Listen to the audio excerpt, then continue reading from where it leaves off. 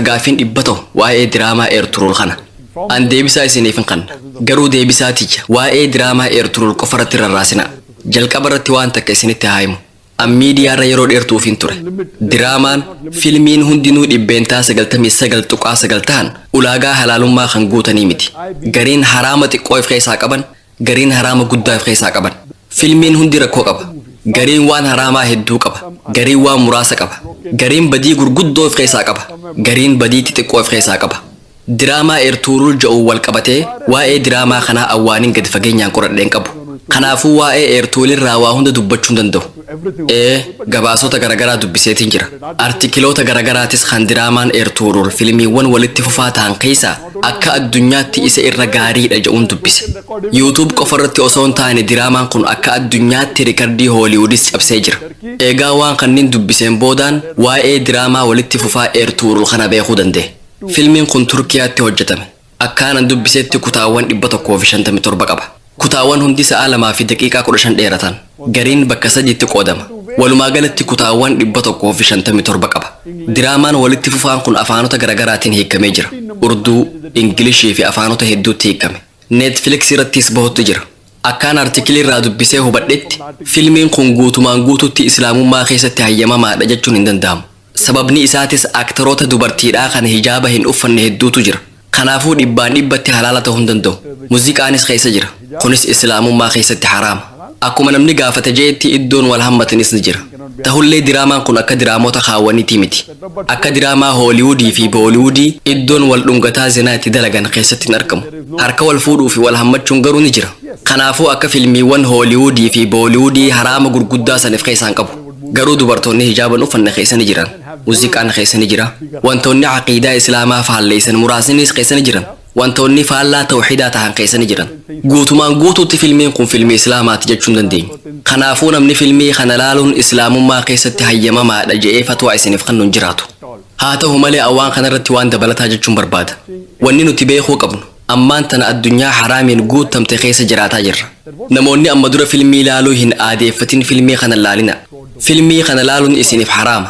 Wanniin an isiniif dhaamu Qur'aana qaraa, saniin rabbitti dhihaadhaa, hadiisa dubbisaa rabbitti dhihaadhaa, siiraa dubbisaa, innillee rabbitti isin dhihisa. Garuu namoonni filmii laaluu araadaan qabamtanii jirtan, musliimoonni filma laalan hedduutu jira. Musliimoonni hedduun kaniin an beeku, kan araada filmiitiin qabaman ni jiran. Filmiiwwan haraamaa zinaa if keessaa qaban laaluu baatanis, filmiiwwan biroo kanneen zinaa hin mul'isne irraa araadaan qabamanii jiran. Kunis haraami. Poornoogiraafii yookiin filmii zinaa laalaan jiran ta'a. Garuu filmiiwwan Booliwud kan dubartiin uffata gurdii uffattee irratti hirmaattu laalan. Warra qaama isaanii uwwisuu osoo hin taane mul'isuu caalchifatanii filmii dalagan laalutti jiran. Filima muuziqaa fi sirba islaamummaan jibbamu if keessaa qaban laalutti jiran. Namni akkanaa kan araada filmii Booliwudiin hudhamee qabamee jiru, kan filmiiwwan Hooliwudii fi diraamaa walitti fufaa kan Star TV, Zee TV irratti dhihaatuun araadaan qabamee jiru ni jira. Filmiin eerturuul filmiiwwan Hooliwudii fi Booliwudii rawayyaadha. Wanni hamaan isa keessa jiru filmiiwwan Hooliwudii fi Booliwudiin yoo wal bira qabame irra xiqqaadha. Wal hammachuun jiraatus zinaan keessatti mul'ifamu. Namoota araada filimaatiin qabamanii jiraniif furmaanni gaariin filmii ilaaluu dhiisuudha. Garuu yoo dhiisuu dadhaban filmiiwwan Hooliwudii fi Booliwud ilaaluurra kan eerturuul kana laaluu wayya. Waggoota hedduu dura filmii Arrisaalaa laaleetiin jira. Akka xiyyaatti filmiin gaariin addunyaa tanarratti hanga ammaatti hojjetame. Arrisaalaa kana. Arrisaalaa afaan Ingiliffaan The Message jedhamee dalagame irratti namni aktara ta'ee dalage Antoonii Kuwiin jedhama. Filmiin kun halaalaa jettanii fatwaa osoo gaafattanii filmiin Arrisaalaan allaale kunuu waan halaal hin tahin if keessaa qaba. Muuziqaa if keessaa qaba. Dubartoonni seeraan hijaaba hin uffatinis keessatti mul'ifaman. Garuu haalli itti dalagame bareedaadha. Filmiin kun nama islaamummaarraa fagaate islaamatti dhiheessuu ni danda'a. Ta'us filmii kana laaluun dhibbaan dhibbatti halaal jechuun dandeenyu. Garuu araada filmii laaluutiin qabamtanii jirtan taanaan, filma laaluu barbaaddan taanaan Arrisaalaa laalaa. Diraamaan walitti fufaan Umar ibn Khattaabis ni jira. Diraamaa walitti fufaa kutaawwan 30 qabu. Waggoota muraasa dura hojjetame. Chaanaala MBC jedhamuun hojjetame. Baasiinsaa mootummaa Qaxareen karaa Qaxar Faawundeeshiniin uwwifame. An diraamaa kana laaleetiin jira. Diraamaan kunis dhibbaan dhibbatti diraamaa islaamaati jechuun dandeenyu. Sababni isaa muuziqaatu keessa jira. Dubartoonni hijaaba seeraan hin uffatinis keessatti argaman. Haa ta'u malee diraamaa Arrisaalaa fi Umar keessa barumsi jabaan ni jira. Hadiisonni keessatti ni himaman. Qur'aanni keessatti ni qara'ama waan ta'eef haalaan gaariidha. Nama gara Islaamaatti dhiheessuu ni danda'a. Diraamaa kanneen keessa wanni nama qaanfachiisu hin jiru. Haraam guddaan keessa hin jiru. Muuziqaan keessa ni jira. Alhamdulillah. Hadiisonni diraamaa Umar keessa jiran irra hedduun isaanii sahiha. Hadiisonni muraasni kan daciifaa ni jiran. Kun rakkoo ta'uu danda'a. Kanaafuu kanneen jiran keessaa inni irra gaariin arrisaalaa laaluudha. Garuu araada filima laaluu yoo qabaachuu baattan arrisaalaas hin laalina. Araada diraamaa walitti fufaatiin yoo qabamtan ammoo diraamaan walitti fufaan gaariin kan Umar kana. Ertuurul sadarkaa arrisaalaa fi Umar hin gahu. Garuu waan takka isinitti haa himu. Dubartii gurdii xiqqoo uffatteetu jira haa jennu. Dubartiin tun uffata qaama kiyya dho'isuun hin uffadha. Garuu rifeensa kiyya hin dho'isuu yoo jette islaamummaa keessatti fudhatama ni qaba.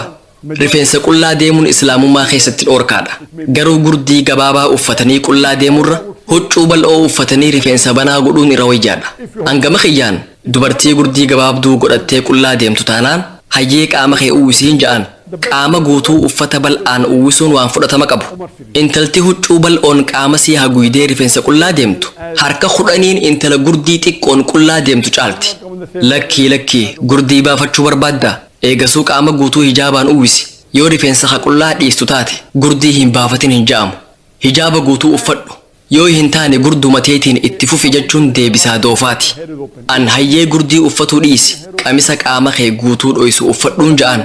Gurdii qofa uffatanii harmaa fi laphee mul'ifataa karaarra deemurra qamisa bal'aa uffatanii rifeensa qullaa deemu tura wayyaadha. Kanaafuu haaluma wal fakkaatu namoonni araada diraamaa walitti fufaa laaluun qabamanii jiran. Namoonni araada filima laaluutiin qabamanii jiran. Eertuurul yoo laalan wayya.